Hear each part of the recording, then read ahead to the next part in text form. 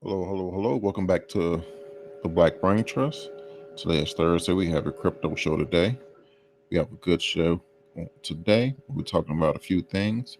Some of the things we'll be talking about today has to do with Louis Vuitton and Dior on the Microsoft blockchain. Talking about a few Craig Wright issues, him claiming to be Satoshi Nakamoto and trying to copyright the Bitcoin white paper. We also talk about Bitfinex, Huobi, and Bitfinex also maybe or indirectly laundering or mixing Bitcoins. We also have some Europools shutting down a crypto mixer, EOS, some Grayscale. Good things about Grayscale is in the news. We also have NFL players demanding to be paid in Bitcoin, some Kraken information, also some information on a gold bug named Peter Schiff. We're going to talk about a little bit of Ethereum. AT&T saying that they are accepting crypto to pay your phone bill in, so that's good news. Namely, Bitcoin. We also have some information about Apple Pay with Google Pay not too far behind, Bitcoin Watch, and blockchain Twitter. So, give a few minutes for people to stroll in, say hello. Um, a few more, a lot of topics today, but we should have fun today. My apologies for the late start. Had a few obstacles in the way. Hope everybody can hear me clearly. Sound like I can hear myself clearly. How you doing, Rainy Woman? Good evening to you too.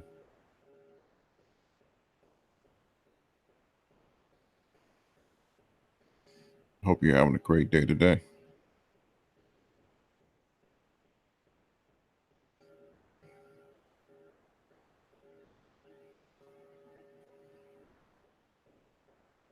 Thank you. Appreciate it, Rainy Woman. Good that you can hear me fine. Give it a few more seconds for people to show up in the chat. Apologize again. Apologize for the late start. Had a few obstacles in my way.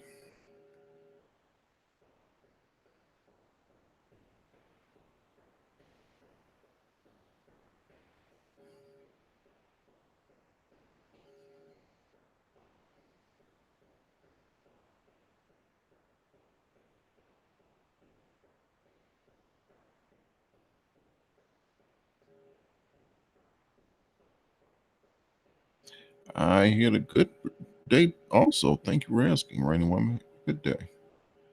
All right. Let's get started. Share my screen here. All right. And by the way, tonight I will be using the Brave browser. The Brave browser you can download. I will leave a link in the description. As always, all topics we'll be talking about tonight. Links will be in the description also. With the Brave browser, you can earn BET tokens by viewing ads, and also the BET browser blocks ads also. So if you use the BET browser, you may see that page loads quicker, your battery may not drain as quickly, and web pages may not take as long to download. Yes, we got everything back up. Yes, we did.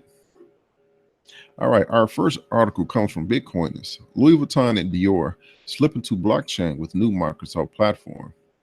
Louis Vuitton and Dior, just some of the luxury brands going blockchain by partnering with Microsoft and blockchain startup Consensus. Luxury brands Louis Vuitton meets Ethereum. Announced via a press release May 16th, LVMH, the owner of various high-end fashion names, confirmed it was seeking to overhaul its business using technology. The plans involve a whole new platform dubbed Aura, built on the Ethereum blockchain and which leverages the Microsoft Azure cloud platform. Aura makes it possible for consumers to access the product history and proof of authenticity to luxury goods, from raw materials to the point of sale, all the way to secondhand markets, the press release summarized. The move marks a new frontier for the luxury market. blockchain participation of which has so far taken a more limited form. As Bitcoin has reported, integrations have included schemes such as art, auctions, and e commerce. Bhutan, for example, which began to increase transparency in its supply chain in 2016, will use Aura as the last step in its traceability efforts. During production, each product is recorded on the shared ledger. It, and this is not a word they know, but irreproducible and containing unique information. The release continues about how the platform works. So far we have a luxury brand that is putting their production on a blockchain. It is open to the public. So what happens, as we will continue to read, is they will put information in their clothing where you can verify if the particular article you picked up, either Louis Vuitton or DR clothing article you picked up, is a real Dior or Louis Vuitton. Quote, at the time of purchase, a consumer can use the brand's application to receive the Aura certificate containing all product information, end quote. So once you purchase the piece of material, you'll then be given a certification confirming that this is authentic. Elements of the operation mirror those currently underway and other industries keen on utilizing blockchain for their supply chains. Those industries have become increasingly varied and now include everything from metals to coffee and even lettuce shipments. While some implementations have attracted criticism, given blockchain's comparatively nascent state for a consensus, the benefits of introducing decentralized architecture make the luxury fashion project worthwhile. Aura is a groundbreaking innovation for the luxury industry. Ken Timsit, managing director of the company's enterprise blockchain arm Consensus Solutions, commented, and I quote, Consensus is proud to contribute and to work with LVMH on an initiative that will serve the entire luxury industry, protecting the interests, integrity, and privacy of each brand, leveraging Ethereum blockchain technology in a truly decentralized way, end quote. So far, Dior and Louis Vuitton are the only participants in the program, with executives revealing discussions to sign up others were ongoing, without naming specific brands. The unveiling follows new consensus was seeking 200 million in outside funding after a challenging few quarters which saw staff layoffs earlier this year. So this can actually go a long way. Once people even resell their clothing materials, they the new buyer can also go onto this public blockchain and see if what they bought or plan to buy is actually authentic. And I want to reiterate: once you come in, please hit the like button, and participation is welcomed. Hello, how you doing? How you doing? How you doing, man? Hey, what's going on, dude? I am well. I am well. Yourself?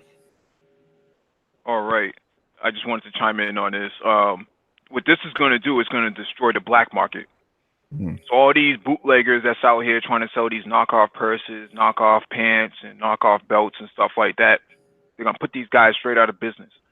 Because everybody's going to want the authentic, unless they're so desperate that they'll take, the knockoff brand. But what that's going to do to the product is going to maintain the value of it, even if it is used. Things like bags, things like belts and shoes like that. People are willing to pay big bucks for limited supply items in the fashion industry. I remember I had some '99 Air Forces that I bought for school, and I never even wore them because I never I stopped buying Nike in the '90s. I never bought another pair of Nikes after 1999. But I had these pair of Nikes brand new, straight in the box, and some guy from Japan or South Korea was willing to pay big bucks for it. So I sold it on eBay. I think I paid like maybe $50 at like Foot Locker or something like that at the time. At the time when I bought them, but this guy was willing to pay $150 for them, mm, brand new in the box. I sold them. That's what they're looking for. So when you stop putting these pieces of apparel on the blockchain, and people can just pull out a QR code and just verify it, that's going to be a game changer. That's whoever's holding on to their pairs of Jordans and stuff like that, and who can verify that their sneakers are authentic. You know, this is a whole new paradigm, because now you're talking about fractionalizing ownership and renting out sneakers. Sneakers as a shared platform, or apparel as a shared platform. You know, especially for women, because women are into fashion big time, right? 80% of the market is dominated by women in terms of apparel. So Hmm. you think about women who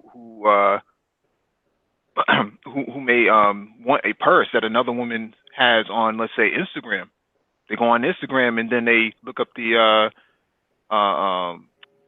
serial number on the blockchain, and figure out that, hey, that's the real deal. How much would she be willing to let me borrow that for the weekend, so I can go to such and such event, and then I'll just give it back to her when I'm finished, right? So there's all types of ways that blockchain is going to be a game changer in this area. Yeah, I agree. Especially when other brands come on to this type of idea, and now when we talk about secondary markets that something like this bring on, such as blockchain, this is a secondary market that can uplift, just like you mentioned, all the points you mentioned, other markets, make them more authentic, more competitive, and the eBays and other resale things like that can also benefit from this simple thing. How you doing, Andy? How you doing, Rainy Woman again, and Ghana Warrior? Hope you all having a great day today. All right, our next topic on the docket is a little of old docket, but it still holds water. You can know nothing about blockchain today and have a job in a few months. This is from a HB. This is from a HBCU meetup at Southwest from last year. People ask People ask Kelsey Gosserin this question all the time. Did I miss it? She's talking about investing in cryptocurrencies. With Bitcoin historic price run in 2017 from $900 to $20,000, some people feel like it's too late for them to invest in crypto. Gosserin is the founder and CEO of Trellis, serving companies and startups that are going through token generating events. That's Gosserin's preferred term for ICO, or initial coin offering. She's been investing in blockchain for years after she got bullied, she said, into buying a few $1,000s worth of Ethereum when they were worth less than a dollar. Gossarin just launched a new media platform called Women Plus Blockchain, so we can change the narrative around this broy space and talk about real world implications of blockchain. There she is in the picture. The people in this picture are Jonathan Gagliardani, which is right here, Kelsey Gossarin, Carl Dorville, and Brian Bracken on a blockchain meetup panel at HBCU at South by Southwest. This is a revolution and there aren't many rules yet, Gossarin said during a blockchain meetup at HBCU at South by Southwest 2018 in Austin. The education's out there, it's all online. It's totally democratized, and the digital divide is pretty close. We're seeing real world implications all over the world and in developing countries outside of America. America's actually very, very late to the game. Go out there and get involved at any level. Along with Gossarin, other speakers at the South by Southwest blockchain meetup included Jonathan Gagliardani, co-founder of Shop, a global commerce cooperative that is working to decentralize and reorganize the retail core onto a blockchain protocol. Carl Dorville, CEO of GEX Management, finding human resource and integrated office solutions. I'm the 11th African American and the youngest ever to IPO a company, Dorval said. GEX trades on the OTC or over the counter and is looking to move onto the New York Stock Exchange before the end of the year under the ticker GXXM. His company is in the payroll space and is looking to blockchain to revolutionize the payroll game. Brian Bracken, CEO of Kairos, a Miami facial recognition firm, that does facial recognition on the blockchain. So if you're going to send somebody 1,000 Ethereums, you can use our solution to verify their identity before they receive it, but still remain anonymous and say only this face can unlock this transaction, Bracken said. Meetup moderator Samson Williams, a financial anthropologist and partner at blockchain mining firm and consultancy Axis and Eggs. That was really the meat of the article. The rest was more of a back and forth chat, but everything was said in that short amount. We've always said that everything is online. A lot of people are learning online now, and this space is very, very young. And when she says that America is actually very, very late to the game, it's actually true because you have a lot of outside countries getting into the space and making it easier for other companies to invest in this space.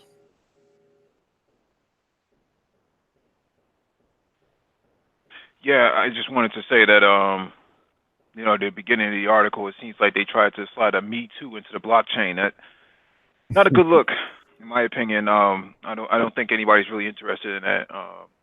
You get in when you fit in the tech industry. It's about meritocracy, not about the morality aspect of it. This is strictly about meritocracy. Either you can do the work or you can't. So there's Yeah, no hashtags in this. yeah, I agree. During the back and forth toward the end of the article, she really got into that, but I find looking at just crypto videos on YouTube, there are people. It's a lot. Yes, it's a lot of males, but also there are surprisingly quite a few, not even a few, or quite a lot females. But it's not of okay. This is a male industry. It's people are still trying to find where they are going to get in. So it's not what how she presents it. Like this is a very broy. I disagree with that, and I agree with you on that one. How you doing? Yeah, what's up? How you doing? Hope you're having a great day today. All right, our next article: Craig Wright attempts to copyright the Satoshi white paper and Bitcoin code. All right, let's get into this. For a backstory, Craig Wright, he okay. So first you have Bitcoin. Back in 2017, Bitcoin was forked to create Bitcoin Cash. Then there was a Roger Ver fork. So Roger Ver and Craig Wright went to the Bitcoin Cash team. This last November, there was another fork of Bitcoin Cash, which produced Bitcoin Satoshi's Vision or Bitcoin SV. And it's led by Craig Wright. Craig Wright has been suing people because on Twitter, people have been saying that you're not Satoshi Nakamoto. Most notably, a Twitter user by HODLNOT. He tried to sue him and tried to have people go out and get him, saying, if you know this guy with this tattoo, I'll pay you half a Bitcoin to get him. This actually has been happening. So he has been trying to prove to people that he is the real Satoshi Nakamoto. So now he's tried to he has copyrighted the Satoshi white paper and Bitcoin code. Um yeah. So Craig Wright, he has copyrighted the Satoshi white paper and Bitcoin code. Uh I think oh yeah, okay. All right. Craig Wright, the self-proclaimed creator of Bitcoin, has filed registrations with the U.S. Copyright Office supporting his claim of authorship of the original Bitcoin code and the Satoshi white paper. The registrations, which are visible here and here, which I will click a little later, pertains specifically to a specifically to Bitcoin, a peer-to-peer electronic cash system, and Bitcoin, meaning the original 2009 code. So we're going to look at both the claims here and here. So the first one we're going to look at is uh, the white paper, because the white paper actually came out before the code. And this is the right here. And it's just a little one page deal. Look at it right there. And the next one, which is he's trying to copyright the Bitcoin code, looks much like the first one. So this is in the copyright public catalog. Now reading on, a press release sent to CoinDesk states, and I quote, in the future, Wright intends to assign the copyright registrations to Bitcoin Association to hold for the benefit of the Bitcoin ecosystem. Bitcoin Association is a global industry organized for Bitcoin businesses. It supports BSV, or Bitcoin Satoshi's Vision, and owns the Bitcoin SV client software, end quote.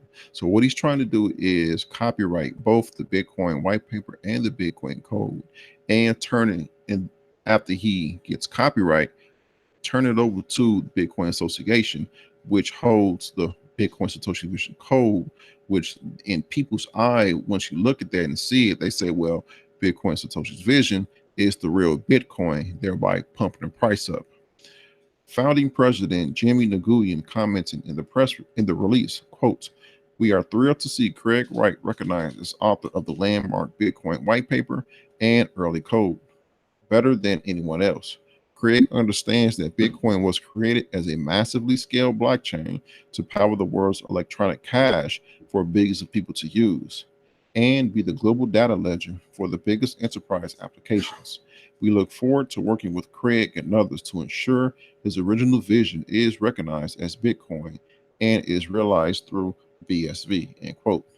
To be clear, registration does not imply ownership, nor is this an official patent. The copyright process allows anyone to register anything in an effort to prepare, say, for lawsuits associated to ownership. Computer code and white papers can be copyrighted insofar as they are considered literary works and as the Copyright Office writes, and I quote, in general, registration is voluntary. Copyright exists from the moment the work is created. You will have to register, however, if you wish to bring a lawsuit for infringement of a U.S. work, end quote. In other words, you, the reader, could register this post and I will have to fight your court to contest it. So what they just said there is whoever's reading this, which is I'm reading this, I can copyright whatever I'm reading, and the person who actually wrote the article, which is John Biggs, has to fight me in a copyright court to prove that he wrote it. Jerry Bretto, executive director at tongue tied, advocacy group Coin Center tweeted, quote, registering the copyright is just filling a form. The Copyright Office does not investigate the validity of the claim. They just register it. Unfortunately, there is no official way to challenge a registration. If there are competing claims, the office will just register all of them. End quote. People register things for a reason. They want to exploit it and they want the credit for it, said David H. Foe, Esquire, an intellectual property attorney in New York City. Someone dishonest would register the Bitcoin white paper to put it on his website and get speaking engagements, but at some point it would catch up with him. The market takes care of itself, says Foe. When asked for comment, noted Wright critic Jameson Locke said LOL. CoinDesk has contacted Wright's representatives and the Copyright Office for further comment. This is an update. BTC is not, this is an update from Craig Wright. It's a little confusing, but I'll make it simple. Quote, BTC is not Bitcoin. BTC is the ticker symbol for Bitcoin. Bitcoin is set in stone and does not change. Where there is a protocol change, there is developer control, which is the exact opposite of what Bitcoin is about. BTC is passing off as Bitcoin. It is an airdrop copy that has been designed to slowly alter the protocol, allowing the system to be anonymized to such an extent that criminal activity can happen. The goal is to create a system that allows people to commit crimes, extort money, have automated ransomware and worse. This is not the goal of Bitcoin. So he's trying to differentiate BTC, which is the trading symbol of Bitcoin, from Bitcoin. A little confusing, but yeah. Any comments on this one? How you doing, the dollar will? Yeah, my comments is that basically since this guy is trying to find any way possible, trying to find a loophole in order to snatch this, the community's not going to be too happy about that, and they'll respond to something like this. Yeah. Because of all this that has been going on, so Bitcoin Satoshi's vision has been pumping. It was about $50 a few weeks ago. It pumped much recently, which was a few hours ago, to $250. So he's trying to get people on his side to recognize Bitcoin Satoshi's vision as the real Bitcoin. And that's unfortunate because when the crypto market goes on a proper bull run, people will be confused because Bitcoin SV is in the top 15 of cryptos. And when they go to these sites, these market sites to see, well, you have Bitcoin at this large amount of money, then you have Bitcoin Cash, which is may will be relatively higher, and you have Bitcoin SV, and it's on the top 15. People will sink their money into this Bitcoin SV thinking they have a piece of Bitcoin, and it's not what they think.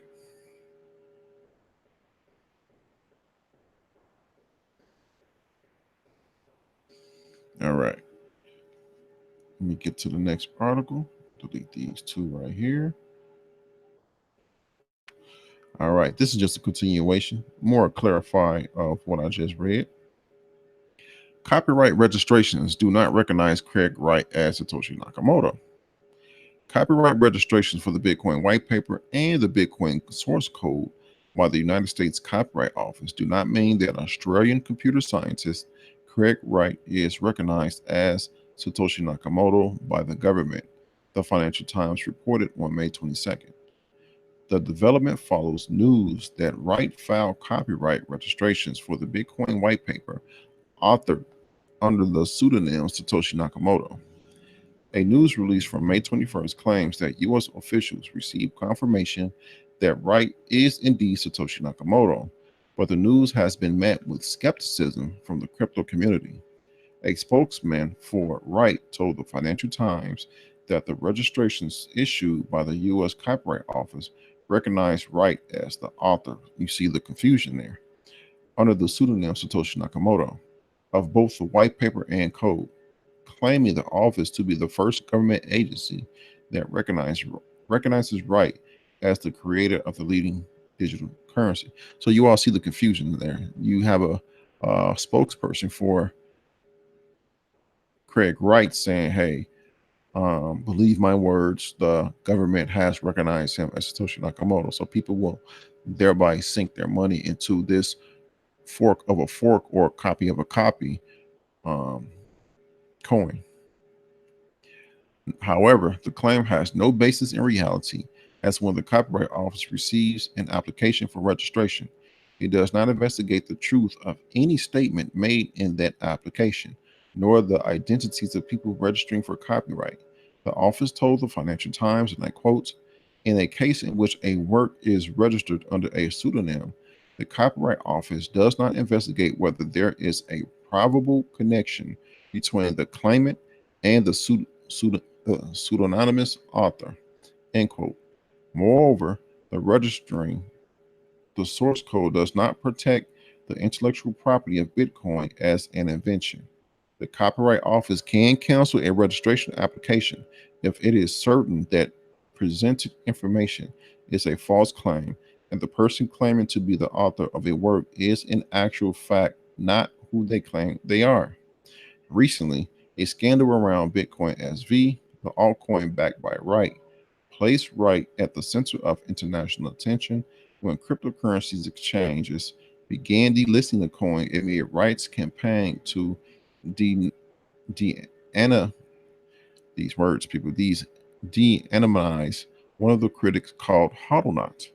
Hodlnaut targets the Australian businessman with offensive tweets, calling him a very sad and pathetic scammer, clearly mentally ill. and allegedly participated in creating the Craig Wright is a fraud hashtag. So Hollow, which is his Twitter handle, called Craig Wright that. And once he said that, Craig Wright then retaliated by trying to sue him. And supposedly no one knows. He doesn't have a photo of himself, but I'm guessing one of his photos on Twitter, there's a tattoo. And like I said earlier, Craig Wright tried to put a hit out on him, for lack of a better term. How you doing today, Ayo? How you doing today, Dollar Will, Curlin M? You all hit the like button as you come in, please. Hustle Adept, thank you for tuning in. All right. Our next topic is Bitfinex and Tether obtained stay demands from New York Supreme Court. This has been an ongoing thing so far. Cryptocurrency exchange Bitfinex and its affiliated stablecoin issuer Tether has been granted its stay of demands for which they applied yesterday, May 21st, according to a blog post published on May 22nd. Per the post, Justice Joel M. Cohen of the New York Supreme Court, or NYSC, ruled to grant the companies their motion for an immediate stay of the document's demands. The court thus only requires the parties to produce documents and information related to whether there is personal jurisdiction over the companies in New York while staying the document order in all other regards. Yet, in yesterday's motion, law firms representing the two companies specifically argued that the New York Attorney General, or NYAG, has neither personal nor subject matter jurisdiction, and that the NYSC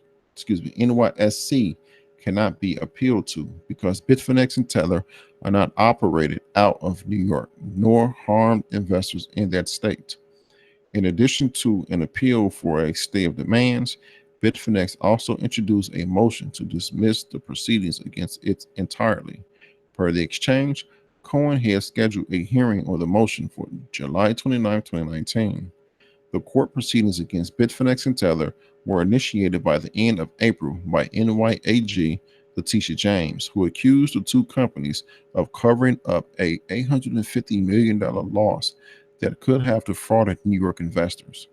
According to the filing at the time, Bitfinex never revealed the loss to investors, with executives of the exchange and Tether engaged in a series of conflicting corporate transactions where Bitfinex got access to up to $900 million in Tether's cash reserves. Bitfinex allegedly took no less than $700 million from Tether's reserves and used the funds to hide losses and inability to handle clients' withdrawals.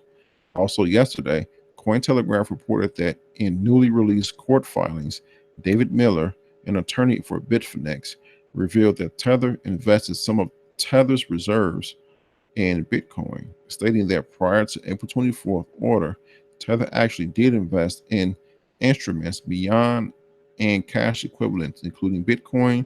They bought Bitcoin. So, to give a little backstory leading up to today, Bitfinex and Tether is owned by the same company called iFinex.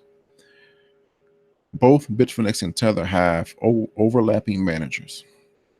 Bitfinex, it was found out that Bitfinex suffered a $850 million loss. Bitfinex then received funds from Tether because they're owned by the same company. That can be looked at as the company iFinex transferred $850 million to Bitfinex to cover the loss. The problem in that is Tether is a stable coin. It's pegged 1-to-1 to the US dollar. If you transfer close to $1 billion to cover up a loss, when people want to get out of their Tether positions, then it's a strong possibility they can't because there's no funds backing the Tether. Bitfinex conducted a IEO, initial exchange offering, where they were going to sell tokens for their exchange. You could use in their exchange. The goal in which they wanted to raise was $1 billion. People saw that as they're trying to cover up their loss, but they're trying to give the money back to Tether that they got from Tether. New York Attorney General Letitia James, what she's trying to do, because in the state of New York, it's very hard to receive a what they call a crypto license. So a lot of times when you see platforms saying we're coming out, a lot of times what you'll see is they'll say, well, this is not open to customers in Iran, North Korea, Russia, and New York State. So what she's trying to see is if Bitfinex defrauded by losing that $850 any residents of New York. She's trying to get the New York Supreme Court to force Bitfinex to open their books. So that is what's going on so far. Bitfinex did receive the $1 billion that they want, and also during this hearing, when it said David Miller said that Tether invested in Bitcoin, and I'm not making this up at all. He said that what they invested $600 into Bitcoin. The judge said, well, if you're supposed to be a stable coin, you invested in something that's unstable is counterintuitive to what you are doing. And he said, David Miller said, well, we just invested $600. So that's what he said. So you are up to date on this Bitfinex and Tether fiasco. Any comments?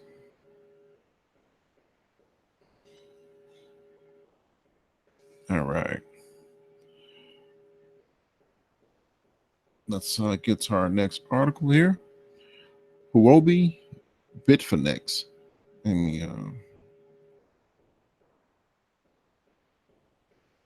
Okay, Huobi Bitfinex and other exchanges allegedly directly, indirectly linked to laundering, mixing of Bitcoins.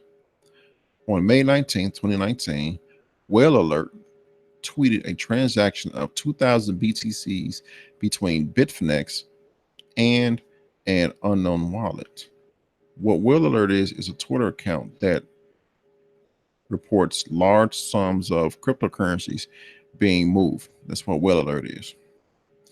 After which, an in-depth research by Twitter user confirmed that it was linked with wash trading, mixing and laundering of funds. The funds circulated over various exchanges like Bitfinex, Binance, Huobi, Coinbase, and others, raised serious questions regarding AML laws and more. AML meaning anti-money laundering. The flag transaction was sent to the above wallet to two distinct addresses. The Twitter user Proof of Research, I like that name, flagged this transaction and revealed the exchanges involved directly or indirectly. The user tweeted, "This thread contains a number of mind-breaking revelations that most in this space probably don't want to face or can't accept. You've been warned. I will analyze this transaction from Whale Alert. At face value, this is unknown wallet to Bitfinex deposit address." When we say Bitfinex deposit address, that means that the address belonging to a customer at the exchange. The pictures attached to this tweet show information about the cluster where these funds came from. Reading on, the user flagged a few addresses in the cluster which sent a significant amount of funds shown in the image attached below. The entity, as seen in the above chart, the funds sent by Huobi from the cluster ended July 21st, 2017. Another wallet linked to having transactions with Huobi has one particular transaction that stands out as it has an opcode named People Help, which was transferred on March 30th, 2019. The point of this few lines that comments wallet addresses. I believe, no, actually, I'm going to read this part. The source of these funds were directly linked again with Hydra Marketplace, with the user tweeting Hydra Marketplace is a black market. The Twitter user further alleged that the addresses linked to these clusters were attached to fraud, and some users were selling accounts at Coinbase, Huobi, Bittrex, and Binance. The Twitter user also urged the compliance team for the respective exchanges to close these flagged accounts ASAP. The user added that all the funds linked to darknet marketplaces were later deposited in Huobi Exchange, which, according to the user, gets mixed by Huobi. Additionally, the user added there are zero customers involved in any of these transactions at this point. That much is obvious. These addresses are not functioning as customer deposit addresses. That is guaranteed. The reason I'm going over this is because last week when we went over an article which stated the DEA actually want people to use Bitcoin because it's easy to track because of the blockchain technology. Blockchain is open source. You can track every transaction. Um, I'll One day I'll go to blockchain.com where you can see the transactions on the Bitcoin blockchain.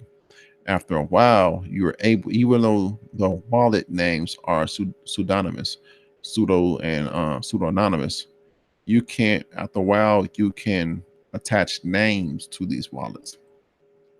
The DEA has been doing this for a very long time. They know what's going on, and people are still doing this.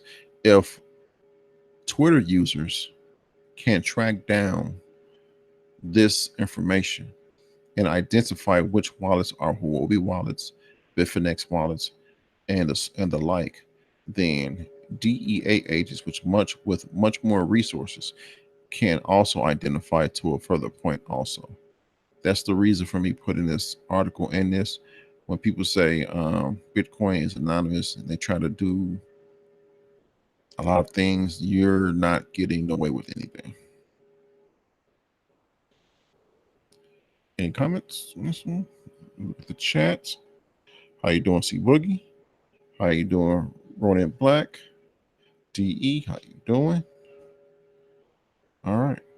Actually, this next article has something also to do with it, but it comes from another light. Europool shuts down 200 million crypto mixing service, Best Mixer. Before I start reading what a crypto mixing service is, let's say everyone that's listening to this live right now has a little bit of crypto, and there's a website, in this case, Best Mixer, which is what we're going to be talking about, and you want to mix up your Bitcoin.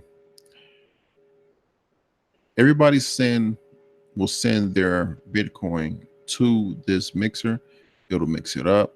So now you don't know which Bitcoin came from who. It's a way to confuse who's ever trying to track your transactions. Dutch, Luxembourg authorities and Europol have shut down one of the three largest cryptocurrency tumblers, Europol reported on May 22nd. A cryptocurrency tumbler, also known as a cryptocurrency mixing service, is an anonymity tool that claims to transform transactions of non-private coins to private ones by mixing crypto funds with others, which makes it difficult to track the fund's original source. According to the report, the Dutch Fiscal Information and Investigation Service, or FIOD, has now seized 6 servers of major crypto tumbler bestmixer.io, which had a reported turnover of at least 200 million since its launch in May 2018. So in just 1 year, they had a turnover of 200 million. The service was reportedly one of the 3 largest mixing services for cryptocurrencies, including Bitcoin, Litecoin, Bitcoin Cash, and others. After initiating the investigation back in June 2018, the FIOD, along with Europol and Luxembourg authorities, have banned the platform as they found that a large number of mixing coins on Best Mixer came from criminal activity and were allegedly used for money laundering or illegal financing. As Europol noted, Best Mixer closure is the first legal enforcement action of its nature against a cryptocurrency tumbler. At press time, the Best Mixer website is not operating, with a FIOD notice claiming you're not anonymous, which is, as you can see right here on the screen. The FIOD reportedly collected data on all the transactions on the platform in the past year.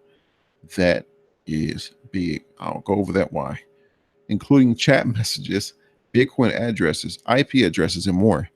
The authority is the authority is planning to analyze the acquired information and share the results with other countries. Europol noted. Wow. At press time, a number of crypto mixers can be found online, including ChipMixer, BitMixer.biz, and BitBlender, among others. Recently, Europol and German police seized the servers of a dark web marketplace, taking six figures in crypto from the arrested suspects. All right, so why this is big right here? Let me read the paragraph again and we'll break it down. The FIOD reportedly collected data on all the transactions on the platform in the past year, um, including chat messages, Bitcoin addresses, IP addresses, and more. All right, so recently in the past, I talked about how there may be a problem with quote unquote dirty Bitcoin. When you have a Bitcoin is fungible, which means it can be broken down. Much like the dollar can be broken down to quarters, nickels, dimes, pennies, a Bitcoin can be broken down to how many transactions it can be broken down to. Meaning, if let's say let's pick somebody from a chat. Let's do this. Let's say Dollar Will has a full Bitcoin, and he sends DE, Rainy Woman, Mike Rizzy, Ronin Black, C Boogie, Curlin M, some transactions, some Bitcoin. He broke that Bitcoin up to some Bitcoin. Those that has a transaction hash. Then the people I just mentioned turn around and send that to somebody else. Those transactions has a transaction hash. Each of those transactions can be tracked back to its original source, which is the mining of that original Bitcoin through those transaction hashes. That's why blockchain with cryptocurrencies is so good. That technology is so open, and that's why the DEA wants you to use it because they can track all of that information. If someone is doing nefarious things, that Bitcoin can be marked as dirty Bitcoin, and that Bitcoin or fractions of that Bitcoin can be marked. Hey, whatever you got came from a fraction of a Bitcoin that was marked dirty Bitcoin. That is why this collected data of all the transactions is so big. IP addresses, Bitcoin addresses, they can attach these transactions to these different Bitcoin and IP addresses. The authority is planning to analyze the acquired information and share the results with other countries, meaning since Bitcoin is borderless, then they can share all that information with other countries. And now they have a record of what just happened. That's why that is so big. And that's why I linked this with the other one with the Huobi, maybe indirectly mixing coins. So that's why now you see the bigger picture in that. Rainy Woman asks, but can they get us reimbursed if we are scammed with it? Um, if you have if some of your bit from what I read, if some of your Bitcoin has a portion of Bitcoin that is dirty Bitcoin, then they'll have a level in which they'll let you pass. But at a point you'll be able someone is going to make an app where you'll be able to see if what you're receiving has any taint to it, if you understand what I'm saying. Hello? Yeah, I was just gonna say that this government wanting to collect data as much as possible. See, the thing about China is that China monitors every single network aspect in the country. So even if you do, cryptocurrencies and things like that, they're watching all that stuff. In the West, it's not like that. Um, you have private institutions such as AT&T and T and Verizon and all these other service providers and tech companies that are just kind of separate from the government itself, or should be considered separate from the government itself. So how would law enforcement and the other agencies and the government itself go about collecting all this data? They would have to actually partner up with a lot of these private entities to actually collect a lot of this data, and they're hoping that all of this works out for them because they don't have the same visibility that the Asian empires, Chinese government in particular, has in terms of monitoring all this network access. Mm-hmm. Mm-hmm. Yeah. So they're going to have to build up their, like you mentioned, build up their data collections on this. Yeah. Yeah, the more data they can collect, the better intelligence they can gather. Because basically intelligence is actionable data or actionable information. So Mm-hmm. if they don't have enough information, then they can't make an actionable reference. So Mm-hmm. Mm-hmm. All right. All right. EOS developer Block One attempts 10% private buyback of its stock. EOS developer Block One is attempting a 10% buyback of its stock, offering backers a share repurchase price that will return as much as 6,567% on their initial investments. The news was reported by Bloomberg on May 22nd. According to Bloomberg, the buyback values the company at around 2.3 billion, up from about a 40 million valuation in the 2017 seed round. Wow. The repurchase price being offered is $1,500 per share, up 6,567% from the original price of $22.50. As Bloomberg notes, investors who ostensibly stand to benefit from this return include PayPal co founder Peter Thiel, Jihan Wu of crypto mining hardware giant Bitmain, and hedge fund managers Alan Howard and Louis Bacon, all of whom bought into EOS back in July 2018. Bacon and Howard reportedly declined to comment over whether they would tender their shares, with Bloomberg noting that Thiel did not respond to multiple messages at press time by press time. As reported today, Michael Novogratz, crypto merchant bank Galaxy Digital, accepted the buyback offer and sold its shares in Block One for 71.2 million, realizing a 123% return on its initial investment. Novogratz stated that substantial outperformance from Block One had contributed to the decision. However, the buyback offer from Block One, which raised a record-breaking $4 billion through its year-long token crowd sale ending in June 2018, has sparked some criticism from industry onlookers. In an interview with Bloomberg, Nick Carter, a partner who focuses on blockchain at Boston based investment firm Castle Island Ventures, remarked that, and I quote, a private buyback of this sort signals to me that the company believes that there are few growth opportunities in sight or badly wants to consolidate ownership and avoid outside scrutiny, end quote. As Bloomberg notes, Block One made a previous stock repurchase offer in which it sought to acquire 15% of its outstanding shares priced at $1,200 each. The company reportedly succeeded in repurchasing 13.8% at a total cost of around $300 million. Bloomberg cites a March 2019 email to shareholders that reportedly indicated that EOS total assets, including cash, and this is actually good right here, that EOS's total assets, including cash and investments, amounted to $3 billion at the end of February. 2.2 billion of these were held as what the company termed in its email as liquid fiat assets, with most invested in U.S. government bonds. The email also reportedly revealed that the company's crypto portfolio had halved to around 500 million during the bear market. EOS, Bloomberg notes, is a major holder of Bitcoin, ostensibly holding 140,000 Bitcoin. All right, so let's get into this.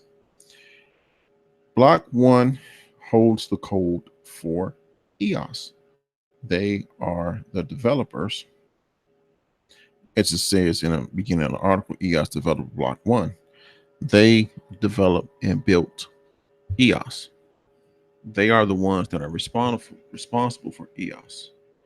They are attempting to buy back shares in their company, Block One. Much to give an example, much like Ripple, which is a private company, owns XRP. You can invest in XRP, but you can't invest in Ripple. This is the same. You can't invest in Block One, but you can invest in EOS. EOS is the top, it's number 5. Last my check was $8. It's around $8. EOS had Block One had a year-long crowd sale back from June 2016 to June 17, and it was a year-long crowd sale, and they raised $4 billion. EOS has a lot of projects in sight. I'll have to do a show to I'll do a video to break down a lot of those projects, but they have a lot of projects in sight. And I can't really say that. This is not financial advice, but this is what this article is talking about. EOS. Hello, Mike Rizzi. Hello, CR Frank. How you all doing today? Just as an FYI, we are not certified financial planners. If you want a certified financial planner, go to cfp.net and look up one in your area. All right. Let's get to our next article. This one says Grayscale gets regulatory nod from FINRA for Ethereum Trust to trade on OTC markets. This is absolutely great news.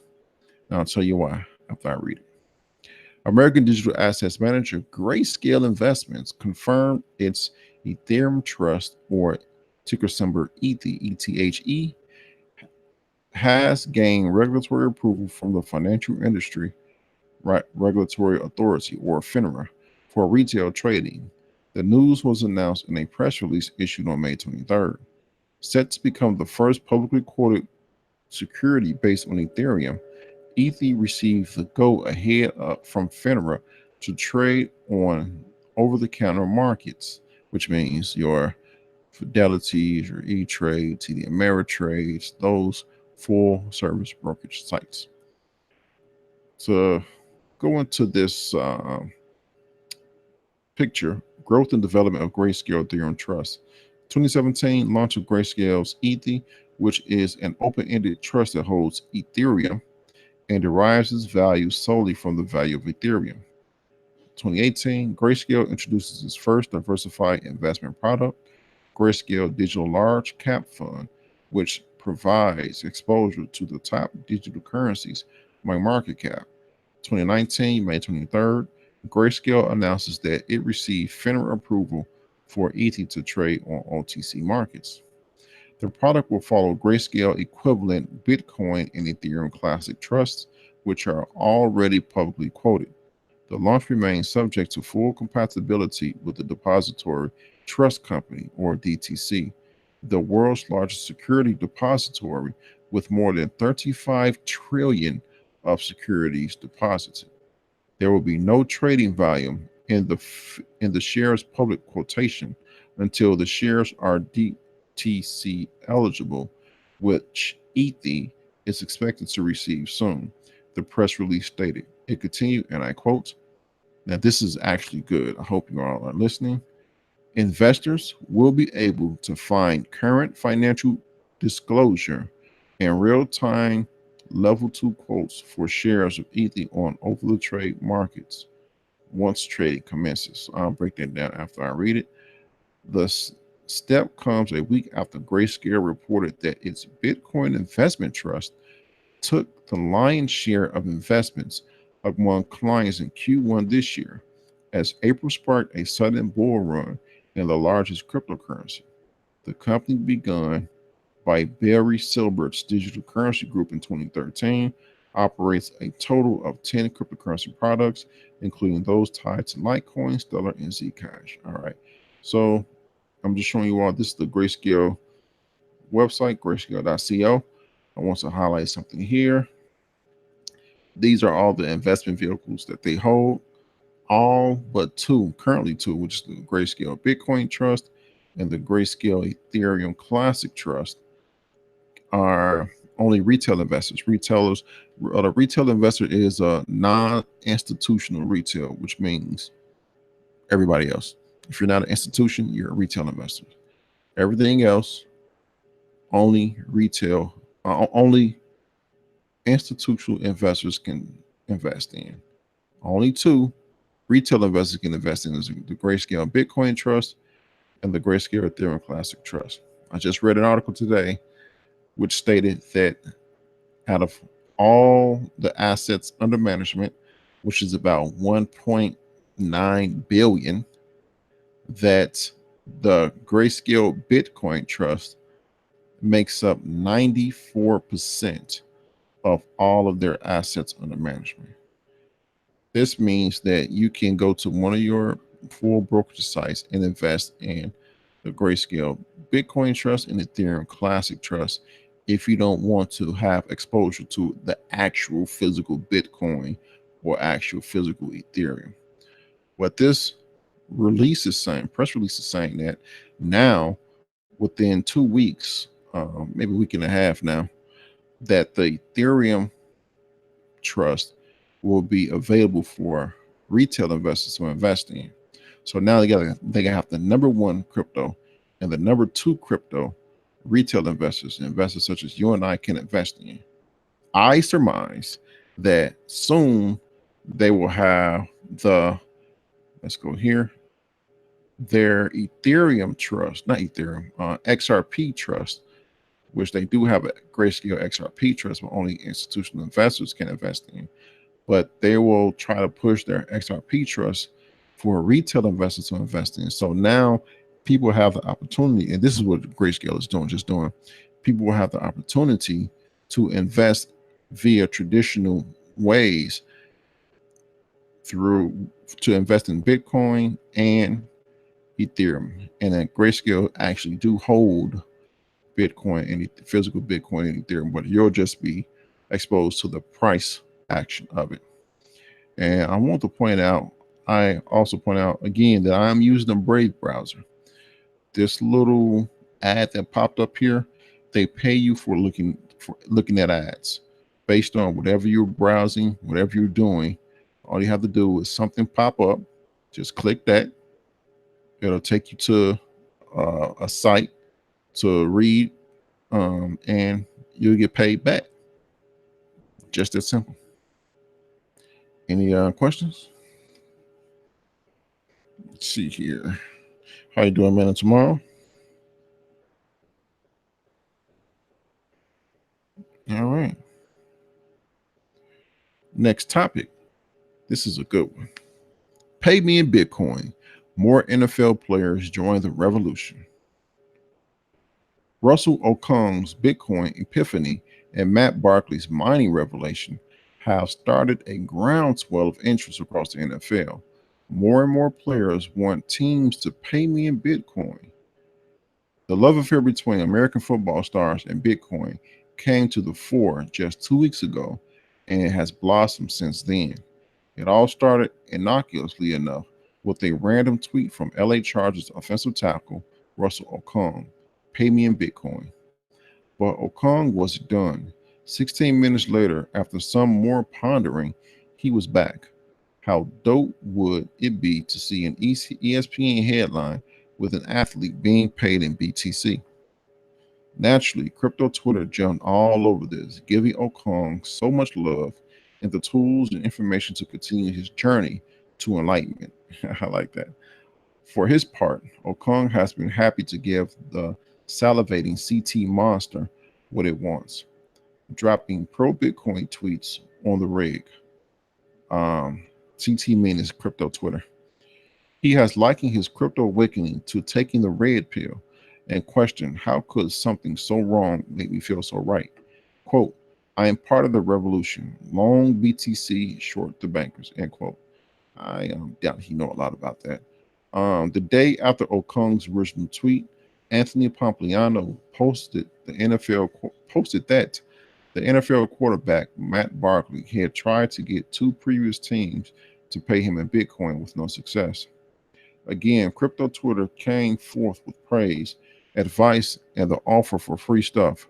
Treasure off Treasure offered to hook him and his teammates up with free hardware wallets, to which Barkley replied he was all about Ledger. Ledger and Treasure are hardware wallets. But perhaps the most surprising was his reply to the suggestion that he get some skin in the game and start mining Bitcoin.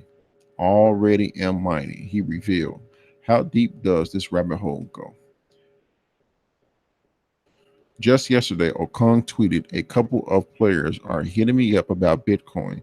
Yes, I'm serious. But this is a little more than just teammates interested in their buddy new hobby."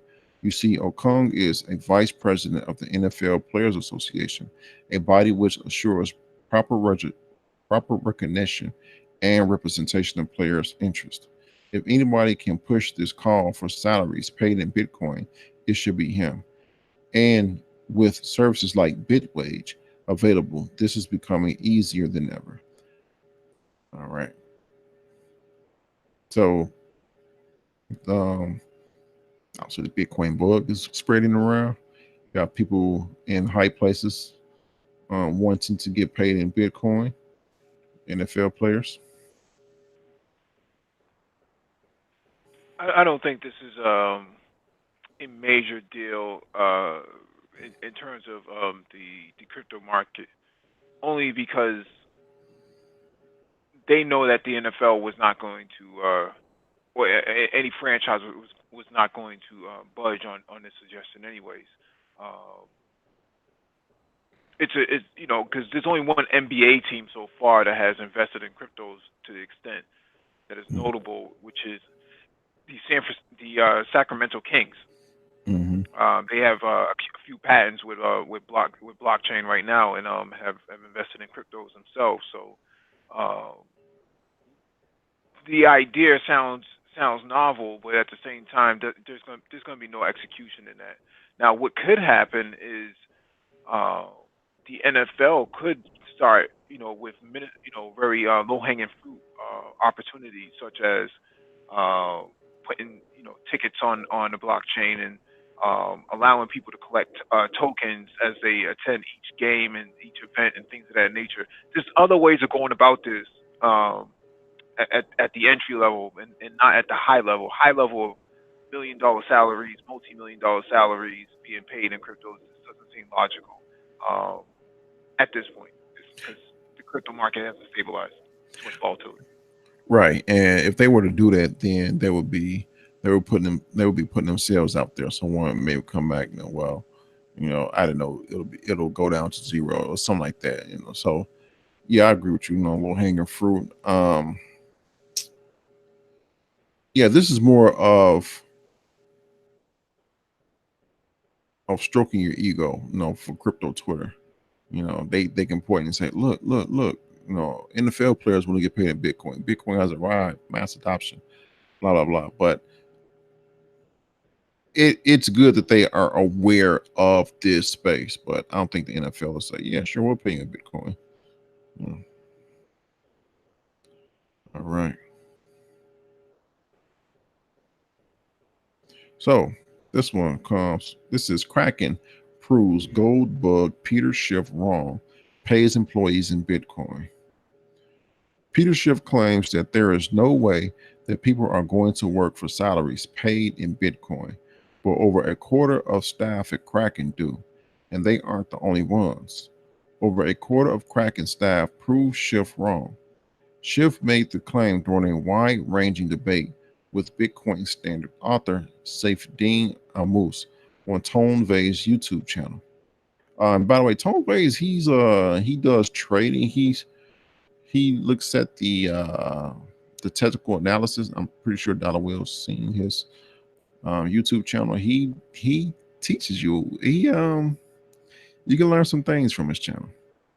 Reading on, he also expressed the belief that the government can shut down Bitcoin more easily than gold. Cryptocurrency exchange Kraken was quick to revoke his claim, tweeting that it paid 250 salaries in Bitcoin in April. Also said that more employees are opting for crypto every month. As Kraken currently employs around 800 people, That's not insignificant, roughly 30%.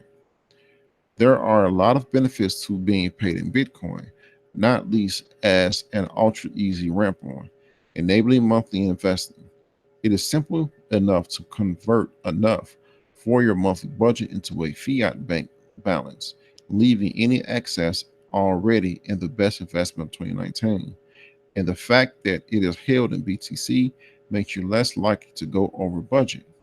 Canadians have been increasingly requesting to be paid in Bitcoin since 2014, and Bitwage, which is the company we just talked about in the last article, provides tools for businesses to offer salaries or a portion thereof in cryptocurrency to payroll employees. Income tax payments are dealt with exactly as they would be for fiat salaries. And for small business owners and freelancers, it may even offer a way to receive Bitcoin without giving up KYC information or know your customer information. But hang on, Peter Schiff says he wasn't wrong after all. What he says is a little confusing here. In response to Kraken's tweet, the Schiff pointed out that it was wrong, at least unless the staff was paid a salary of a fixed amount of Bitcoin. If they had dollar salaries, they were paid the equivalent amount of Bitcoin. He said it didn't count. So what he's saying is that if you paid your staff in Bitcoin, you paid your staff the Bitcoin equivalent of what they were supposed to get paid, not 1, 2, 3, 4, 5 Bitcoin. I think this, I'm pretty sure that's what he's saying. And he has a fair point. The majority of people rely on their salary being a certain value every month, and Bitcoin's volatility doesn't lend itself to that. Furthermore, it is highly unlikely that any employer would offer a salary denominated in Bitcoin. But when BTC has settled down and become the world's reserve currency, then the level of volatility we see today will be a thing of the past. And I can't imagine there are too many folks being paid a few ounces of gold every month, which makes his entire point rather moot. Now, this is the good part right here. Interestingly, you can use Bitcoin to buy gold on Schiff's company website. So you must concede that it isn't totally without merit. Moreover, there are services like Bitwage that already let you get paid in Bitcoin, even if your boss doesn't. That's pretty good. I want to point something out. I see a few people in the chat talking about um, ads. I think Mike Rizzi said prefer to pay, not look for ads personally. I think he's talking about this browser. And to give you all an example of what I mean, I'm going to go to Chrome browser and I'm going to put in the exact same article. And as you can see, you get the ads. You get the ads everywhere, actually. But let's go back to the top. You see the ads at the top and the bottom of the picture. If we go to the Brave browser, there's nothing. No ads, just the article. All right. Any comments? All right. Let's get to our next article here. Ethereum investment vehicle approved for small investors. All right.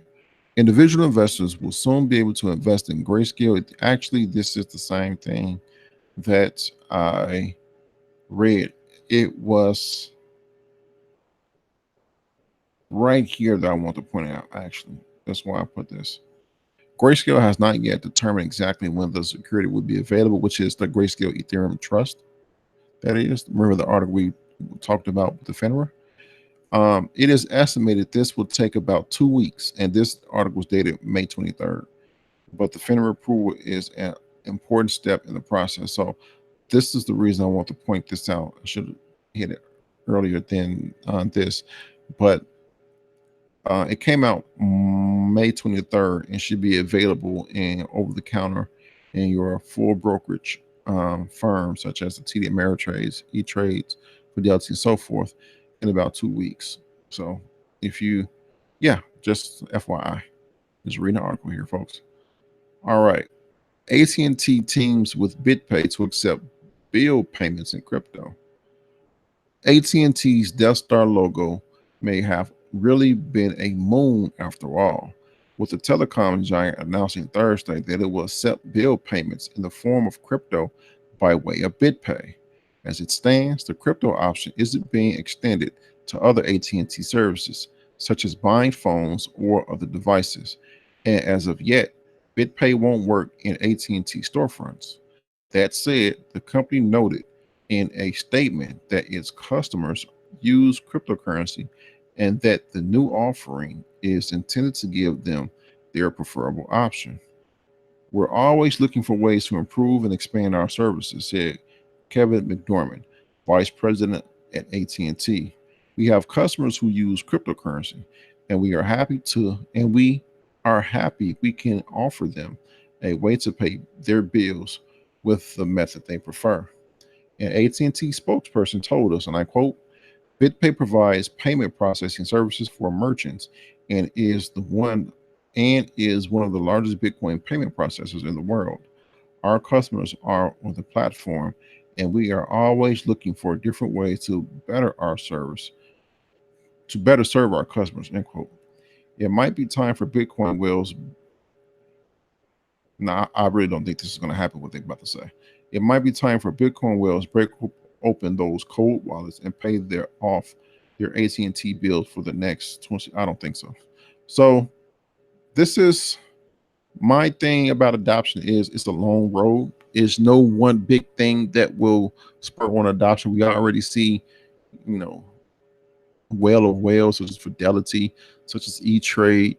We already see big players in the space already. So adoption is take steps in a long staircase, and this is just one of those steps.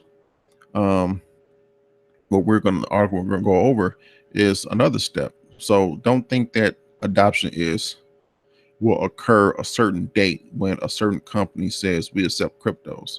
We went over articles where Microsoft says that they're going to be partnering with Bitcoin. Nothing happened. We're talking about AT&T letting people accept cryptos for their customers to pay, and they're building cryptos. Nothing happened. You got Fidelity in the crypto space. Nothing happened. I actually went over read an article that says that, and this is I can't make this up. Fidelity had a room full of ASIC miners in one of their Texas offices. Nothing happened.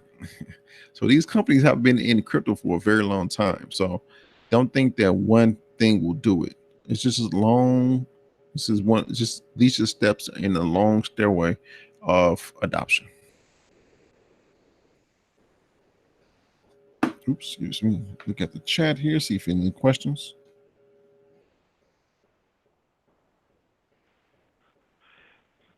They're meant to actually be, building blocks for what they would like to see happen. They want to be a part of the market, but they want to get in at the less risky level of investment and buying equipment and doing testing and things like that. Letting people know now is a way to say, hey, we're involved too, but we really have not done anything. We haven't turned a proof of concept or anything like that. But we let you know we bought some hardware, let you know we bought, we got a few ideas on the table, a few drafts, but nothing's in production. So now with the social media and the advent of social media, that this is allowing them to get free press. Mm-hmm. Mm-hmm. I want to say hello to Andre Edwards, and Section 31 says the Brave browser is not secure. I haven't heard anything about it not being secure, but I will look into it. What does secure really mean?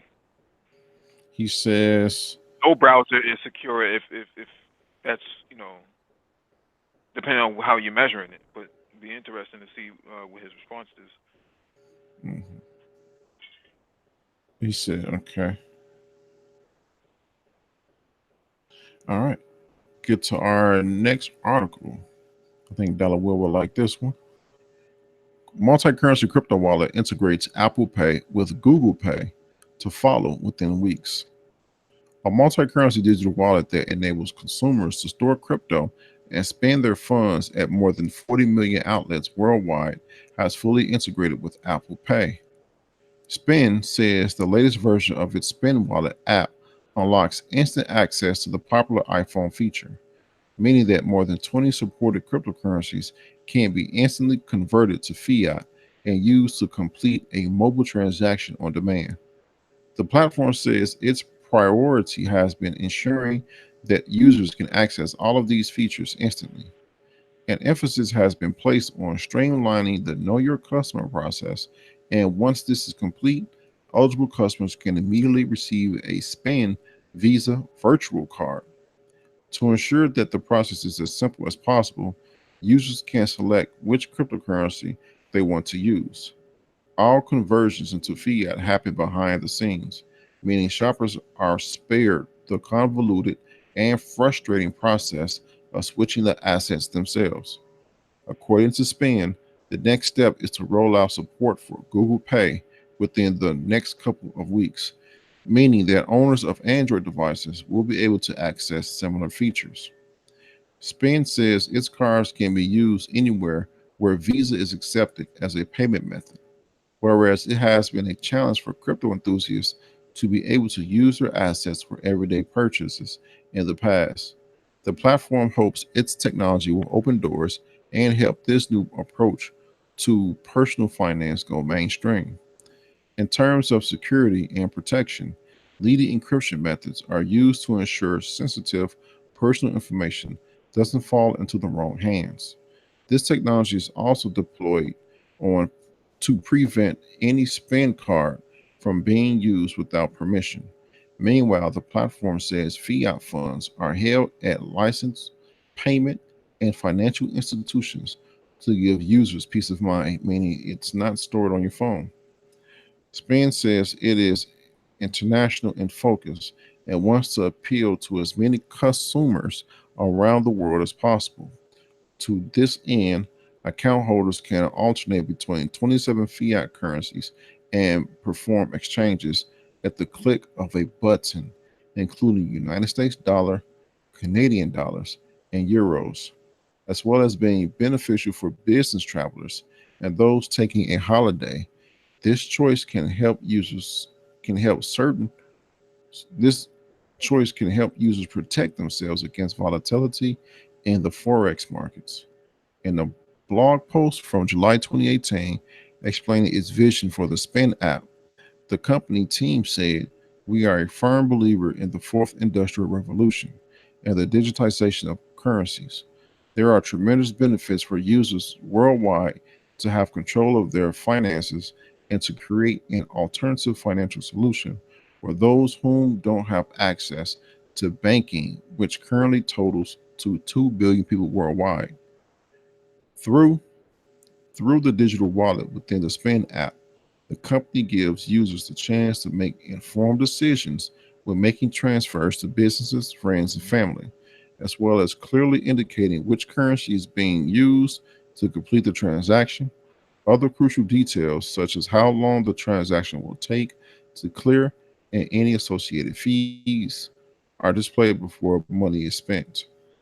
The payment can then be verified using a passcode or facial recognition. Keeping tabs on the ever-changing crypto market can be crucial.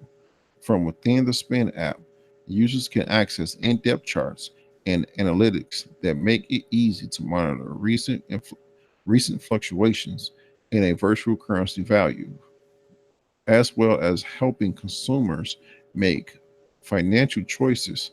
It is also hoped that users will learn new things about the industry too. So this is the site for Spend. Have that pop up. This is how it looks. It's this is the Visa virtual card that is, and this is how it looks. On this, I know Dollar Will has been speaking about whatever. Me personally, I think wallet apps, the whole cryptos will be tantamount to pocket change. It won't be nothing where you have your whole portfolio on. It'll just be for pocket change. I know Dollar Will has been saying, if you want to spend a crypto at a grocery store, then something this speaks to what he's been saying. Something like this will be beneficial because you'll see which one is going down, which one compared to which one is going up. You'll have a choice on which one to spend.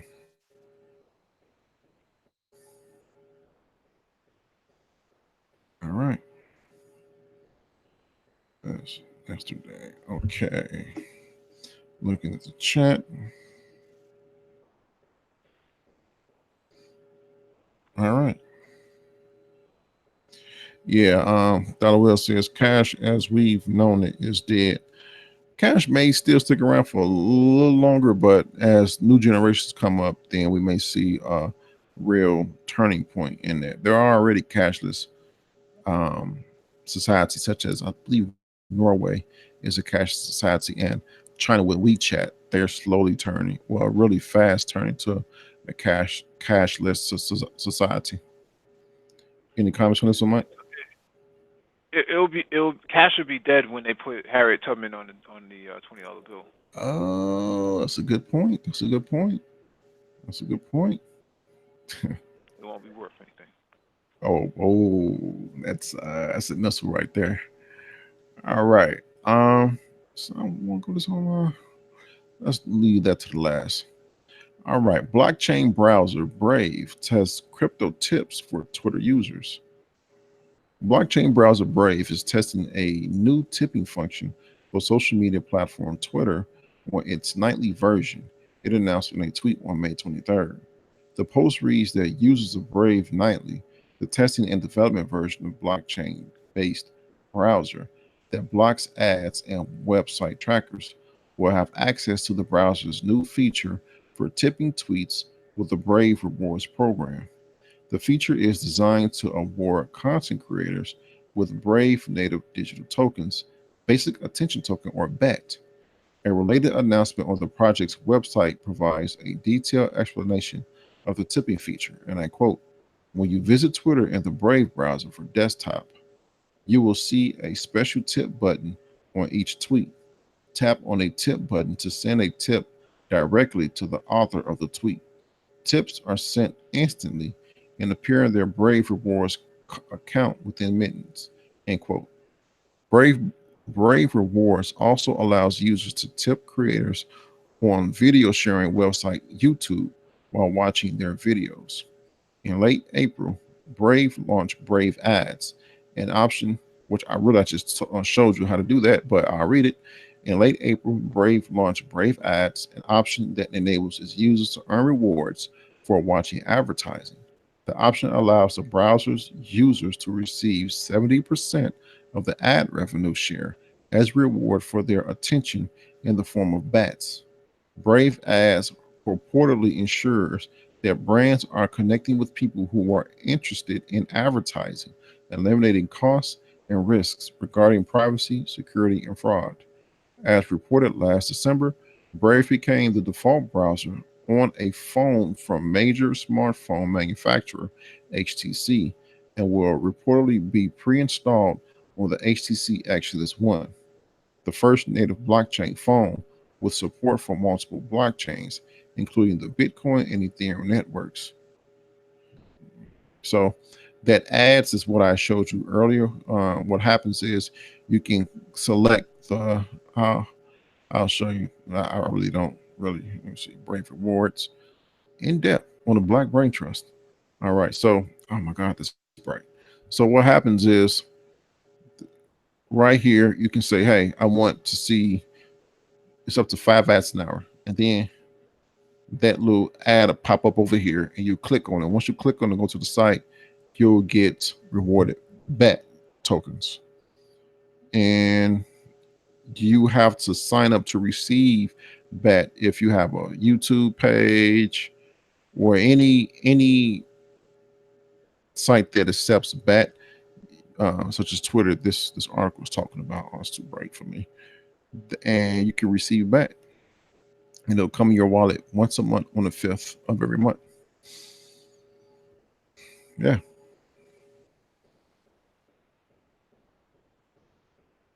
Now, YouTube used to have a feature called Tip Jar. I have no idea what they did with it. Um, but it used to be something called Tip Jar where you can give people a tip inside their videos based on the content, based on your information that they presented. You had a way to create a contribution. Um, Now you don't see that anymore. I think people just went straight to super chats, but that's only for a live stream. But what happens when you just upload a video, an instructional video, or some kind of video you want to give people credit for? I'm not sure what happened to Tip Jar. It's interesting to see that it's no longer around. Not sure what the decision was to pull it, but I think there's something to be said about this now. Uh, there's a whole lot of things that that can come out of um, monetizing ads in videos for content creators. A different way of going about this. Usually on subways, you see guys play guitars and saxophones and things like that, and have their case open, and people come by and drop change into the little case, and they make a considerable a decent amount of change earning if if the season is right. I think YouTube is killing themselves by not having this feature in place. Yeah, yeah. YouTube is the second largest search engine. It it's becoming bigger and bigger day by day. People are migrating to it from other social medias, and to not grow with its growth.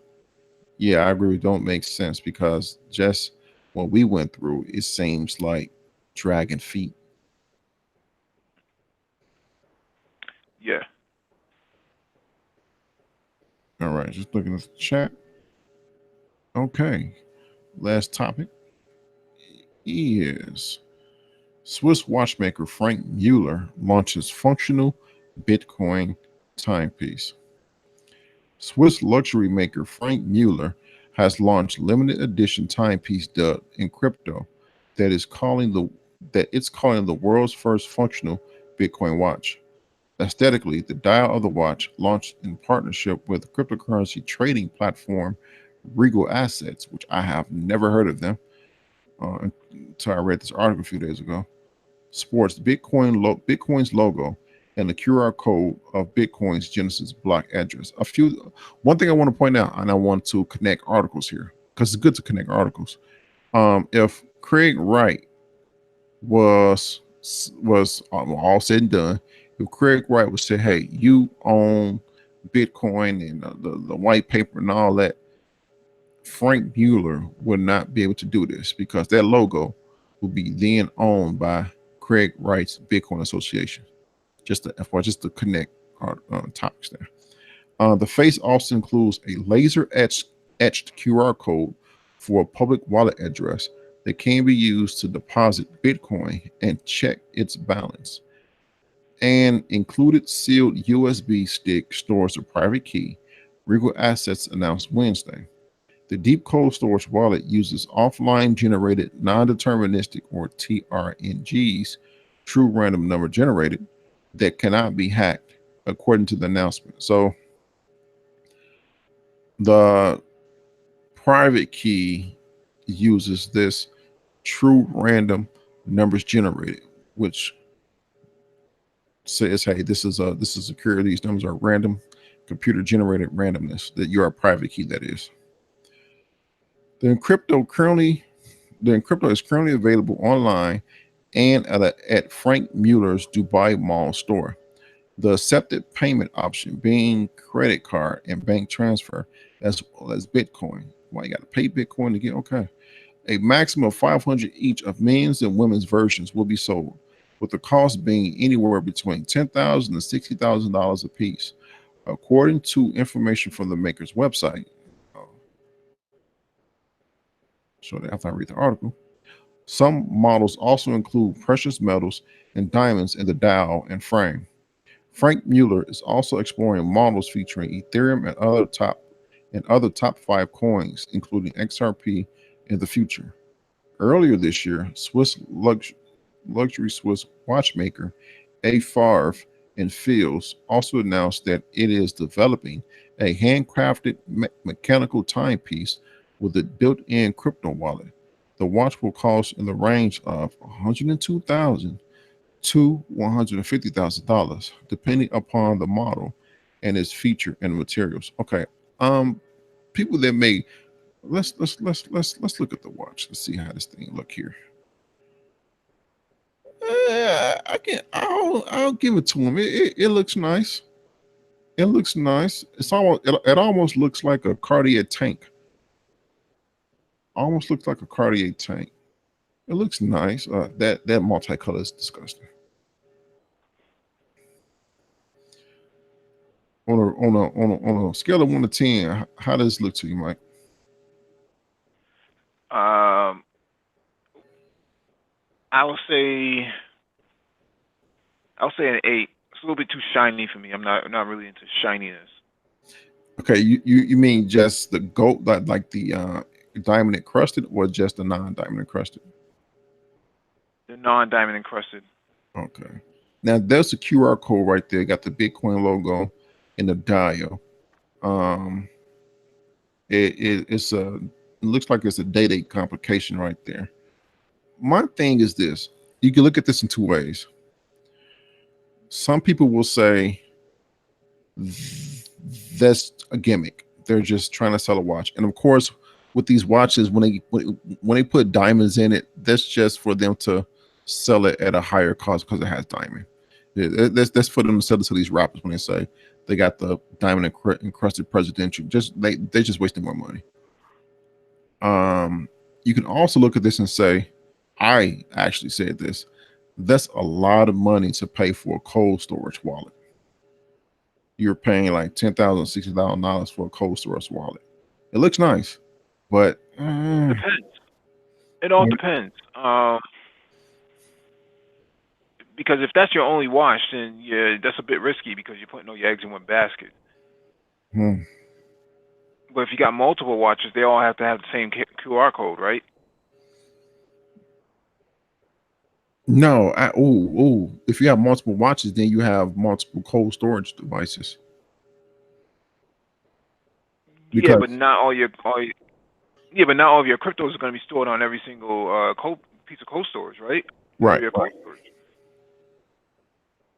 right. That's your then you got to keep up with it because let's go back. Let's look to have visualization. If you get two of these, people, you get two of these, one for whatever and the other one for whatever. You get so say like you get the black one and the rose gold one. You got to make sure whoever wants to send you crypto send it to the one with the rose gold, because you don't want to be sending stuff to any cold wallet. And it looks nice to me. Um, I think if you can flip the bezel upward and bring out a second screen like an OLED screen that had multiple QR codes flashing that gives you access to multiple cold storages all in one, then that becomes a game changer. that's a good point. That I would not deny that one. This is what I mean by the Cartier tank. This is one of my favorite watches. This right here looks like the Cartier tank. That square, that rectangle face. This is the Mhm. Cartier tank. They kind of went for that. I like the rose gold color. I'm a sucker Mhm. for rose gold in watches. Um, the strap, no, that can be changed. That's not. It's just a timepiece itself. Um, but still, it is what it is. You understand what I'm saying? So it's like, Yeah. mm, it looks nice. I will not doubt that. It looks nice. The first Pookie to get a QR code tattooed on his neck. It says only God can judge me. Here's my Here's access to my cold storage. But then you know what? You be the realest dude on the block. You know what? You know what gets, because I actually heard stories, and again, I'm not making this up, of strippers in Las Vegas putting QR codes, like tattooing a QR code on them. Mm. What if your stuff is hacked and you still got the QR code on you? You know, that's a permanent tattoo for something that's not permanent. What do you mean hacked? Well, let's say you lose it or you want to get another one, something where you stop using it. You still got the Okay. QR code tatted on your body. Well, But the QR code is null and void. I mean, it is what it is, right? I mean, you can always lift. I mean, you can always lift a tattoo now. It's pretty simple for something like that. it looks nice. And between this and the Christian Dior, you hit the nail around the head with the Christian Dior, because I was really thinking about the guys that resell the stuff, but then some people already know they sell them, they about to buy a knockoff, but still the ones that want the real authentic stuff, that gives them a way to verify. And now you got this. Oh yeah. No, that maintains the value. The value will never go down on it. It's kind of like a car with a VIN number. If Mm. that VIN number is authentic, you know that Ferrari, that Lamborghini, that's going to maintain its value Um. because you can't. Yeah. Oh, go ahead. No, I was just about to say you can't really fake the funk with a car, right? Either it's real or it's not. I Mhm. mean, if a car that's fake, people can spot that from a mile away. Especially guys who are into cars or people that's into cars. And the VIN number is a true indicator of the authenticity of that vehicle. But when you're dealing with apparel, most people don't want anybody else to know that what they were rocking is Fake. a knockoff or a bootleg. You don't Mm. want to know that. So if you got a members only jacket, it's got to be a members only jacket. It can't be anything less than a members only jacket, right? Right, Um, right. mhm. Two things. Random Woman says, I'm hating on the watch. I like the watch. It's just, the stuff on the dial is it's like you're a tool. It's like, hey, look at me, I'm a tool. So then Brother Truth Be Told, how you doing today? He says, what happens when someone steals your watch? They just steal your watch. They don't get a hold of your funds, because in an article, this is how I'm going to explain it. It says that it comes with an encrypted USB, and that has all your funds on the blockchain. So even if they steal your watch, they don't have your private keys, your passcode, anything. They just got your watch. Yeah. And actually, who said that? What we at? What's it at? Somebody said, okay, Section 31 said Ferrari appreciation value. I'm glad you said that, because I went over an article today that talks about that, pertaining to crypto. How you doing today, Dollar Will? How's it going? How's it going, bro? All right. Yeah, Yeah, yeah. I can see this watch. Yeah.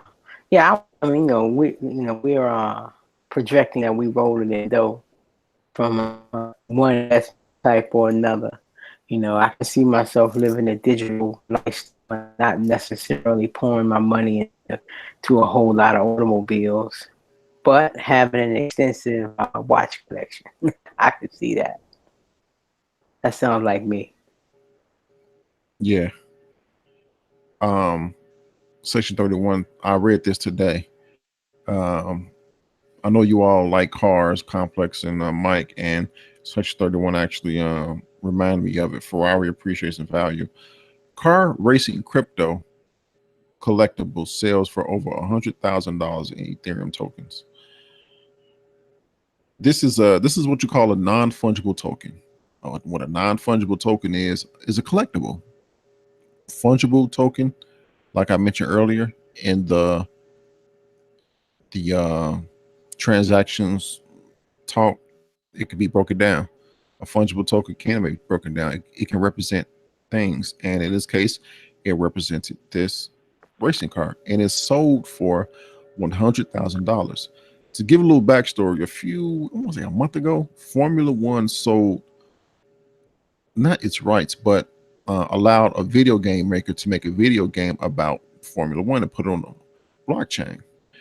And now people can purchase NFTs or non-fungible tokens to valuables on that game. So now they can rent it out, they can keep it, have it appreciating value. That opens up a whole new world. Now to read into this, and we're gonna go into a little learning lesson here. A pseudonymous blockchain builder named 09E282 has apparently paid over $113,000 worth of cryptocurrency wrapped Ether for a token tied to a virtual Formula One race car. According to data from Etherscan, which I'm going to click here and we'll look at the data, the winning bid capped a 4-day auction that ended May 27th at 6:49, in which around 15 bidders submitted 40 competing bids for the crypto collectible. Why this happened is still unclear, but it seems that someone out there wanted a totally buffed virtual car for a game that the company claims is an officially licensed Formula One game, which it is. And this is the backstory right here. The racing game is called F1 Delta Time and was made by Animoca Brands, a company that licenses popular characters and properties and builds mobile games around them. F1 Delta Time is a blockchain-based title that bears the official seal of approval from the company that controls the Formula One races. The car was the first product available for an in-game purchase, in this case via an outside auction. And apparently owning this vehicle is worth over $100,000 to someone out there. Besides, this car is overpowered to the max. Those are the specs. From GT Planet quotes, why, and he has a good point here. Why would anyone spend that much money on a virtual car in an unreleased racing game that few people know anything about?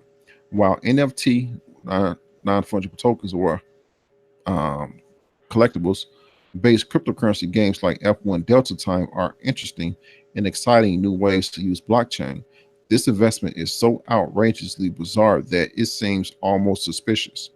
Was Animoco just using this auction to build publicity around its new game? Could some wealthy F1 fan with a penchant for cryptocurrency speculation really have spent $100,000 on the 111? Then it goes to CryptoKitties. After the 2017 rise of CryptoKitties, which people were paying outrageous sums of Ether for, and it actually slowed down the Ethereum blockchain, which saw people paying as much as six figures for a virtual pet. A cat. It's perhaps not all that surprising that non-fungible tokens or NFTs or collectibles, they cannot be broken down, buy them whole, representing an imaginary race car created on Etherscan using the same ERC 721 standard. So non-fungible tokens are ERC 721 tokens, would sell for so much. The transaction for what it's worth is recorded here according to Etherscan. So actually this is the Etherscan, right? Oh, that's okay. So we're going to do a little math here. This okay, so this was 3 timestamp right here. This is, and we're just reading the blockchain here. Let me do this right here. The timestamp was 3 days ago. The block, and remember, blocks on the blockchain are hold information. Blocks of information. That's it. The block where you can find this information is block number 7843362. This block has 21,260 confirmations, which means that means okay, how am I gonna put this? That means as new blocks are created, more confirmations are added to the old blocks. So if I were to refresh this page, this 21260 should go up to like 213 or 21290. So let's refresh the page. And it did 21265. So there's new blocks on the blockchain. This transaction came from what's the word I'm looking for here? Wallet. This is the wallet number. When you see a 0 and an X in front, that is a Ethereum wallet, and it went to this wallet number, which is 0x da da da da. That's an Ethereum wallet. The tokens transferred was 415.9 Ethereum and 10.39 Ethereum. So let's add those up. Let's say 416, and this is 3 days ago. And 3 days ago, no, that's 426. 3 days ago, Ethereum was about $275 each. Let's see if the math works out. Yep, the math works out. These are the tokens transferred. These are from this wallet to this wallet for ERC721 token ID. This is the token ID to verify that this token is real. ERC721 are non-fungible tokens. Just like you see here, ERC20 tokens, those are other coins on the Ethereum blockchain. ERC721 token is a non-fungible token. And this is the item ID. This is the ID of that virtual race car. So, and to send $113,000, it was, last time I looked, it says 81 cents, but it was 73 cents. I guarantee if you use MoneyGram, you're not paying 73 cents to send $100,000.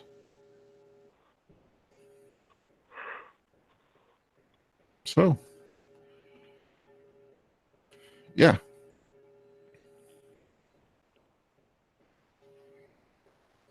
Look at the chat. Hello. Hey, what's going on, everyone? What's going on? Hey, what's going on, too? Hey, can you guys hear me okay? Yeah. Yeah. Oh, okay. Hey, I'm just hanging out with my little one here, but I did want to just chime in for a quick second about the race cars being purchased with cryptos. Yeah. Because this is actually going to be, this is actually a new segment, a new sector of esports, man. That's actually kind of developing more rapidly than all of the other types of virtual sports, because of games like Forza and Gran Turismo and stuff like that. A lot of like the tracks, a lot of the cars themselves have been geomapped. A lot of the performance data has been transferred over to a virtual setting. See, so now you're at the you're basically in a place now where if you really wanted to go and drive, like for example, let's say you wanted to go drive an Aston Martin, Vantage GT, like a GT3, for example. Okay, like if you were to like hit up a team and be a gentleman driver and pay for an event, you'd probably have to throw up anywhere 15 to 20 grand, right, to pay for the ride for that event. To drive something in a virtual setting in the same frame, you could purchase a car for however much, and it's virtual, and you could basically use that car in racing leagues all over the world. Basically, I follow a lot of the YouTube channels that simulcast a lot of league races and stuff like that. I got a few buddies that do e-racing. They do e-racing and real racing because the sensation, the online, the level of sophistication has gotten to the point where it's very much like driving a real car, especially if you have like a steering wheel and a pedal that gives you like the actual pedal pressure and gives you feedback. It gives you road feedback. So like if you turn, the wheel gives you like, the sensation that it's actually the front tires are gripping. Like that So feedback. there's an entire league that's built around e-racing now. Yeah. And see, the payouts now are going to be in cryptocurrencies and stuff like that.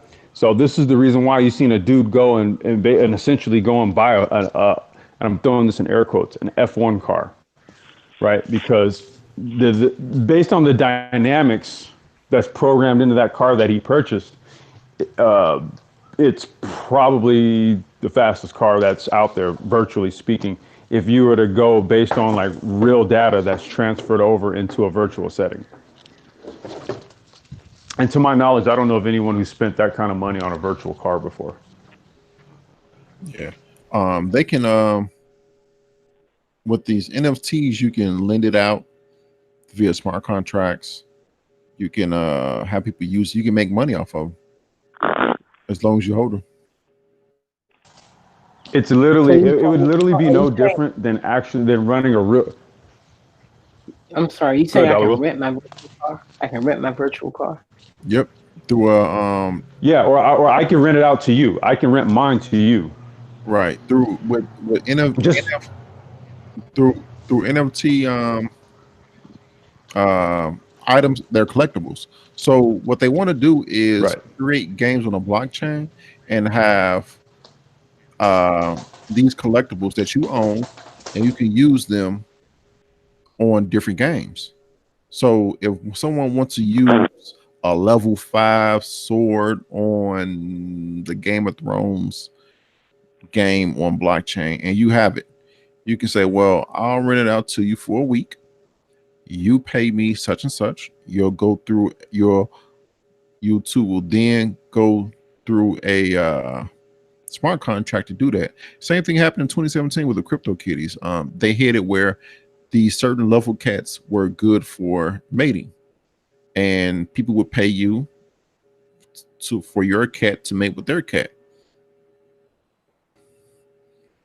Well, let's not forget, Lionel, that all of this Bitcoin madness started with a game, and it started with an exchange called Mt. Gox, Oh, where people bought. that was the exchange people use. It didn't start with it. Right. It was just an exchange.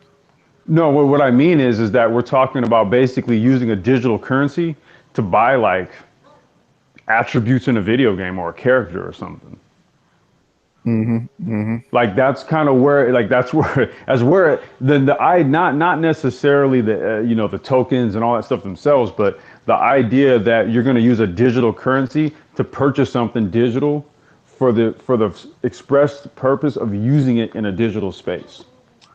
That was kind of like the start of it, and it's pretty much kind of crescendoed. And like I said, I'm a big esports follower. I follow a lot of like like online racing and stuff. So this is something that I've seen permeate more so than like with other like like Madden tournaments and NBA Live and all that. They haven't gotten to the degree that the auto racing, esports auto racing has gotten to with regards to all this tokenization and stuff. Yeah, I yeah, mean, back what's in the that day, other you used to one? have Go ahead, man. Tamagotchis back in. You used to have Tamagotchis back in the day that people paid big bucks for, and they didn't really do much for whatever reason. Is that game Sim City still out? Oh yeah. Okay, I can see cryptos working in that. So basically, uh, you can have you can have your virtual properties, and then when you can't pay your real life rent, you can convert it to a stable coin and pay your rent. Yeah, that's weird. It's wild, ain't it? It's wild. Yeah, yeah. It's just like a whole. I mean, what we've done is taken the concept of fiat and just pimped it all the way out to the max. Yeah. It's like, as much as people would say, had so much to say about how they don't trust, the fiat currency, well, we're about to have more of it. hmm a lot more money changing hands, and the people Right. Or stores of value or whatever. and the people that get into this early are the ones that are going to win. Yeah. I would say the people that not just participate, that have that understand not just how cryptos work, but it's just some base. They have to understand how currencies and value moves globally, which is what I always talk about. Because Getting in early, but not really understanding, that's not going to help. You'll just be the first to go broke. So at whatever point people get, like, I guess, a deeper global understanding of value and how currencies are stores of value, I think that people who come to early understanding of that, they will be able. We're gonna make millionaires faster than I can't even, I'm not even really trying to limit it to America. I just say man, faster than man is ever known. Mm. You know, I mean, knowledge. Yeah, We're gonna it'll convert knowledge to real money in like faster time than anybody's ever known. Yeah, I was going to say it's the technological paradigm that we find ourselves in that allows uh, capital to be acquired quicker. And then when we move as cryptos, blockchain, and 5G comes more into play, you're just talking about a faster transference of data and information, which means money gets generated and made and moved quicker. I mean, look at how disruptive crowdfunding is. Now you add crypto crowdfunding in a virtual space. You know, it's yeah, it's going to challenge people to. It's going to reward people who can think outside the box. There's just with so many opportunities for people to come up with creative solutions.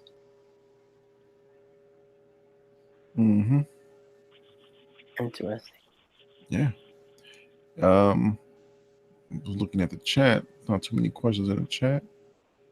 So, Lionel, have you come across any PUA applications with regards to, like, blockchain use?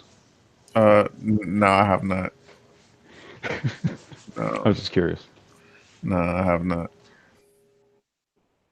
Um, yeah, that's it. Thank you all for tuning in. Thank you all for coming out. Hope you all had a good show. And with that said, we will catch you all on the next one. Peace. Peace out.